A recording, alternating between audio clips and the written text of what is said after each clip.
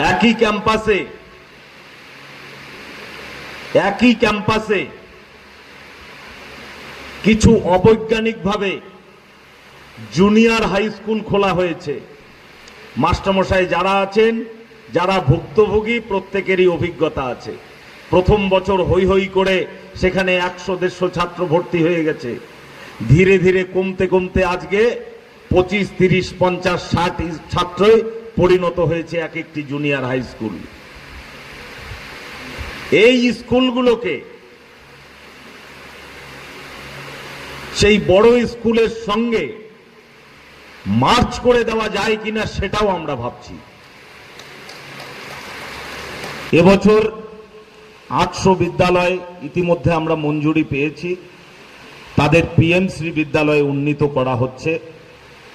আমরা আশা করছি আরো বেশ কিছু বিদ্যালয়ের মঞ্জুরি আমরা পাবো কেন্দ্রীয় সরকারের কাছ থেকে। এছাড়াও বাড়তি 1000টি বিদ্যালয়ে